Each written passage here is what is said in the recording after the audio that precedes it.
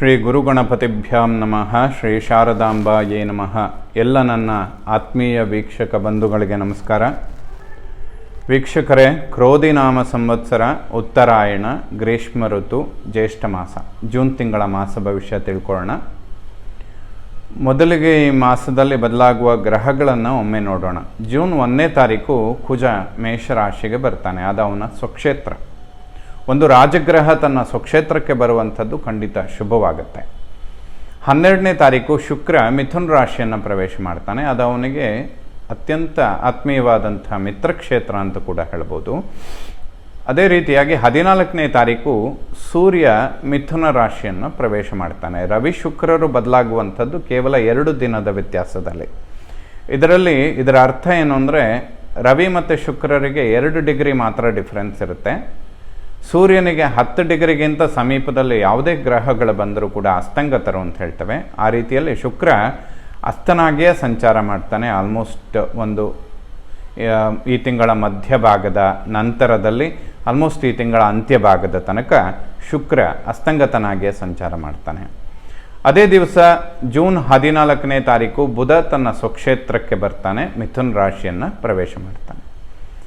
ಈ ಎಲ್ಲ ಬದಲಾಗುವಂತಹ ಗ್ರಹಗಳಿಂದ ಮಿಥುನ ರಾಶಿಯವರಿಗೆ ಜೂನ್ ತಿಂಗಳ ಭವಿಷ್ಯ ಹೇಗಿರುತ್ತೆ, ಮಾಸ ಭವಿಷ್ಯ ಹೇಗಿರುತ್ತೆ ನೋಡೋಣ.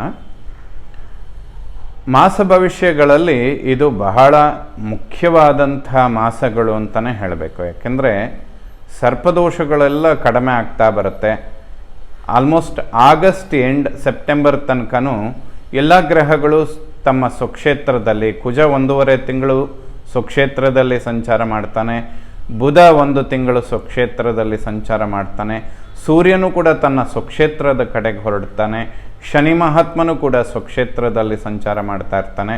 ಇವೆಲ್ಲ ಈ 3 ಗ್ರಹಗಳು, ಬುಧ ಶುಕ್ರ ಶನಿ, ಈ 3 ಗ್ರಹಗಳು ಮಿಥುನ ರಾಶಿಯವರಿಗೆ ಯೋಗಕಾರಕರೇ ಆಗಿರೋದ್ರಿಂದ ಅವರ ಸಂಚಾರಗಳು ಬಹಳ ಶುಭ ಸ್ಥಾನಗಳಲ್ಲಾಗತ್ತೆ. ಹಾಗಾಗಿ ನೀವು ಮಾಸ ಭವಿಷ್ಯಗಳನ್ನು ನೋಡ್ತಾ ಇದ್ದರೆ ಇವೆಲ್ಲ ಅತ್ಯಂತ ಇಂಪಾರ್ಟೆಂಟ್ ಆಗಿರುವಂತಹ ಮಾಸಗಳು ಅಂತ ಕೂಡ ಹೇಳ್ಬೋದು. ಮಿಥುನ ಲಗ್ನ, ಮಿಥುನ ರಾಶಿಯವರಿಗೆ ಲಗ್ನ ರಾಶ್ಯಾಧಿಪತಿಯಾದಂಥ ಬುಧ ತನ್ನ ಸ್ವಕ್ಷೇತ್ರಕ್ಕೆ ಬರ್ತಾನೆ ಈ ಜೂನ್ ತಿಂಗಳ ಮಧ್ಯಭಾಗದ ನಂತರ, ಅಂದರೆ 14ನೇ ತಾರೀಕಿನ ನಂತರ. ಅಲ್ಲಿಯ ತನಕ 3 ಗ್ರಹಗಳು ವ್ಯಯಭಾವದಲ್ಲಿ ಸಂಚಾರ ಮಾಡ್ತಾ ಇರ್ತಾರೆ. ರವಿ, ಬುಧ ಮತ್ತು ಶುಕ್ರ. ಗುರುಬ್ರಹ್ಮನು ಕೂಡ ವ್ಯಯಭಾವದಲ್ಲಿರ್ತಾನೆ. 4 ಗ್ರಹಗಳು 12th ಸಂಚಾರ ಮಾಡ್ತಾ ಇರ್ತಾರೆ, ವ್ಯಯಭಾವ ಅಂತ ಹೇಳ್ತೇವೆ. ಸೊ ಆರೋಗ್ಯದಲ್ಲಿ ಸಣ್ಣ ಪುಟ್ಟ ವ್ಯತ್ಯಾಸಗಳು ಈ ಮಾಸದ ಮಧ್ಯಭಾಗದ ತನಕ ಸ್ವಲ್ಪ ಅವಕಾಶಗಳಿರುತ್ತೆ. ಏನೇ ಆದರೂ ಕುಜ ತನ್ನ ಸ್ವಕ್ಷೇತ್ರಕ್ಕೆ ಈ ತಿಂಗಳ ಪ್ರಾರಂಭದಲ್ಲೇ ಬರೋದರಿಂದ ಹೆಚ್ಚಿನ ವ್ಯತ್ಯಾಸಗಳಿಗೆ ಅವಕಾಶ ಇರೋದಿಲ್ಲ. ಖಂಡಿತ ಶುಭವಾಗುತ್ತೆ. ದ್ವಿತೀಯ ಭಾವವನ್ನು ವಾಕ್ಯ, ಧನ, ದಾಂಪತ್ಯ, ಬಂಧು ಅನ್ನುವಂತಹ ಸ್ಥಾನ ಅಂತ ಹೇಳ್ತೇವೆ. ದ್ವಿತೀಯಾಧಿಪತಿಯಾದಂತಹ ಚಂದ್ರ ಜನ್ಮ ರಾಶಿಯಲ್ಲಿದ್ದು ಯಾವುದೇ ಪಾಪಗ್ರಹಗಳ ದೃಷ್ಟಿ ಬೀಳೋದಿಲ್ಲ. ಕುಟುಂಬ ಸ್ಥಾನದ ಮೇಲೂ ಕೂಡ ಯಾವುದೇ ಪಾಪಗ್ರಹಗಳ ವೀಕ್ಷಣೆ ಇರೋದಿಲ್ಲ.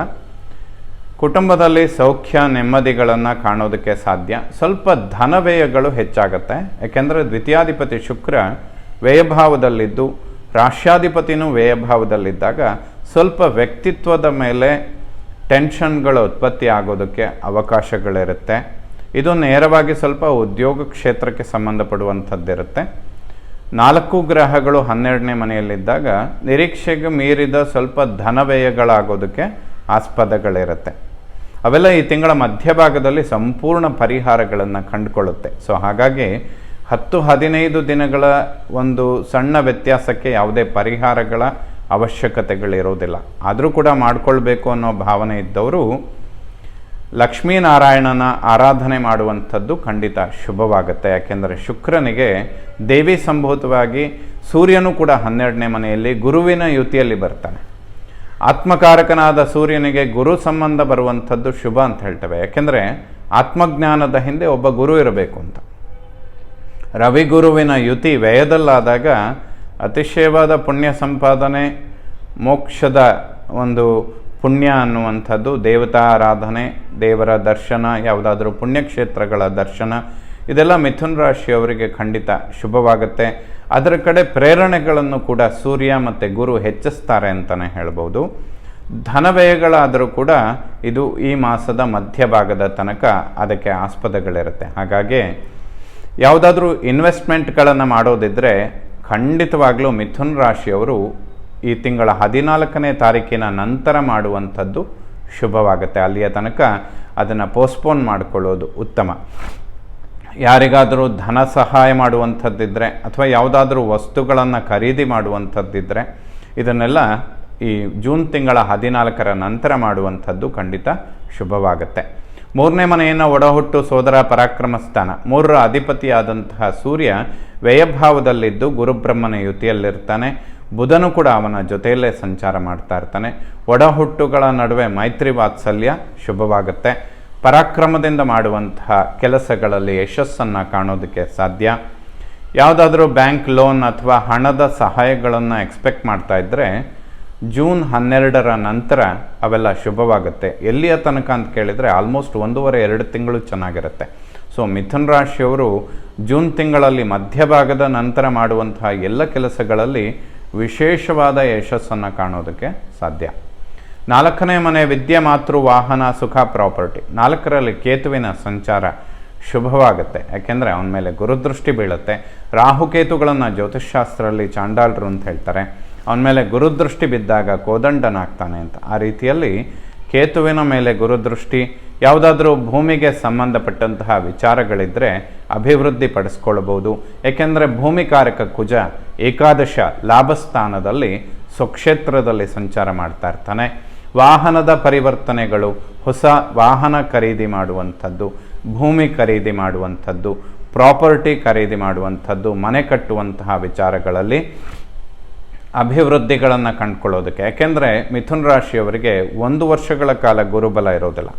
ಬಟ್ ಈ ಸಮಯ ಭೂಮಿಕಾರಕ ಕುಜನೂ ಚೆನ್ನಾಗಿದ್ದು ಚತುರ್ಥ ಭಾವದ ಮೇಲೆ ಗುರುದೃಷ್ಟಿ ಬೀಳ್ತಾ ಇದ್ದು ಚತುರ್ಥಾಧಿಪತಿಯಾದಂತಹ ಬುಧ ಸೂರ್ಯನ ಯುತಿಯಲ್ಲಿ ಜನ್ಮರಾಶಿಗೆ ಬರ್ತಾನೆ. ಸೊ ಇವೆಲ್ಲ ಕಾಂಬಿನೇಷನ್ಗಳು ಮಿಥುನ ರಾಶಿಯವರಿಗೆ ಈ ತಿಂಗಳ 14ನೇ ತಾರೀಕಿನ ನಂತರದಲ್ಲಿ ಯಾವುದೇ ವ್ಯವಹಾರಗಳನ್ನು ಮಾಡಿದರೂ ಕೂಡ ಅದರಲ್ಲಿ ಯಶಸ್ಸನ್ನು ಕಾಣೋದಕ್ಕೆ ಸಾಧ್ಯವಾಗುತ್ತೆ. ಲಕ್ಷ್ಮೀನಾರಾಯಣ ಹೃದಯ ಪಾರಾಯಣ ಅಥವಾ ಶ್ರೀ ಸತ್ಯನಾರಾಯಣ ವ್ರತಕಥೆಗಳನ್ನು ಮಾಡುವಂಥದ್ದು, ವಿಷ್ಣು ಸಹಸ್ರನಾಮ ಸ್ತೋತ್ರಗಳನ್ನು ಕೇಳುವಂಥದ್ದು, ಇವೆಲ್ಲ ಶುಭವಾಗುತ್ತೆ. ಯಾಕೆ ಈ ಪರಿಹಾರ ಅಂತ ಹೇಳಿದರೆ, ಗುರು 12ಲ್ಲಿದ್ದಾಗ ಸಾಮಾನ್ಯವಾಗಿ ನಿಮಗೆಲ್ಲರೂ ಹೇಳ್ತಾರೆ ಮಿಥುನ ರಾಶಿಯವರಿಗೆ ಗುರುಬಲ ಇಲ್ಲ ಅಂತ. ಗುರುಬಲ ಇಲ್ಲದ 1 ವರ್ಷಗಳು ಯಾವುದೇ ಕೆಲಸಗಳನ್ನು ಮಾಡಬೇಡಿ ಅಂತ ಹೇಳೋದಕ್ಕೆ ಸಾಧ್ಯವಾಗೋದಿಲ್ಲ. ಹಾಗಾಗಿ ಗುರುಬಲ ಇಲ್ಲದ ಸಮಯಗಳಲ್ಲೂ ಕೂಡ ನೀವೇನಾದರೂ ಪ್ರಯತ್ನಗಳನ್ನು ಮಾಡಲೇಬೇಕಾದಂತಹ ಅನಿವಾರ್ಯತೆಗಳಿದ್ದರೆ ಅದಕ್ಕೆ ಈ ಮಾಸಗಳು, ಮಾಸ ಅಂತ ಹೇಳಿದರೆ ಸಂಪೂರ್ಣ 1 ತಿಂಗಳು, 12 ತಿಂಗಳು ಗುರುಬಲ ಇಲ್ಲದೆ ಇದ್ದರೂ ಕೂಡ ಈ ಸಮಯದಲ್ಲಿ ಜೂನ್ 12ರ ನಂತರ ಶುರುವಾಗುವಂತಹ ಸಮಯಗಳೇನಿದೆ ಆಲ್ಮೋಸ್ಟ್ 2-3 ತಿಂಗಳು ಮಿಥುನ ರಾಶಿಯವರಿಗೆ ಚೆನ್ನಾಗಿರುತ್ತೆ. ಸೊ 1 ವರ್ಷ ಗುರುಬಲ ಇಲ್ಲದ ಸಮಯದಲ್ಲಿ ಈ 3 ತಿಂಗಳು ಗೋಚಾರ ಫಲ, ಉಳಿದ ಗ್ರಹಗಳು ಅತಿ ಹೆಚ್ಚಿನ ಫಲಗಳನ್ನು ಕೊಡೋದಕ್ಕೆ ರೆಡಿ ಇರ್ತಾರೆ. ಹಾಗಾಗಿ ಸ್ವಲ್ಪ ಸಣ್ಣ ಪುಟ್ಟ ಪರಿಹಾರಗಳನ್ನು ಮಾಡಿಕೊಂಡ್ರೆ ಯಾವುದಾದ್ರೂ ದೊಡ್ಡ ಪ್ರಯತ್ನಗಳನ್ನು ಮುಂದುವರಿಸೋದಕ್ಕೆ ಅಥವಾ ಅನಿವಾರ್ಯವಾಗಿ ಮಾಡಲೇಬೇಕಾದಂತಹ ಪರಿಸ್ಥಿತಿಗಳು ಬಂದಾಗ ಹಿಂದೆ ಸರಿಯುವಂಥ ಅವಶ್ಯಕತೆಗಳಿರೋದಿಲ್ಲ. ಮಿಥುನ ರಾಶಿಯವರು ಪ್ರಾಪರ್ಟಿ ಖರೀದಿ ಮಾಡುವಂಥದ್ದು, ಮನೆ ಕಟ್ಟುವಂತಹ ವಿಚಾರಗಳಿದ್ದರೆ, ಜೊತೆಯಲ್ಲಿ ವಾಹನ ಖರೀದಿ ಮಾಡುವಂತಹ ವಿಷಯಗಳಿದ್ದರೆ ಈ ಸಮಯದಲ್ಲಿ ಖಂಡಿತವಾಗ್ಲೂ ಮಾಡ್ಬೋದು. ಜೂನ್ 14ರ ನಂತರ ಅದಕ್ಕೆಲ್ಲ ಅದ್ಭುತವಾದಂತಹ ಶುಭ ಸಮಯ ಅಂತ ಕೂಡ ಹೇಳ್ಬೋದು. ವಿದ್ಯಾರ್ಜನೆ ಮಾಡುವಂತಹ ಮಕ್ಕಳಿಗೆ ಖಂಡಿತ ಶುಭವಾಗುತ್ತೆ.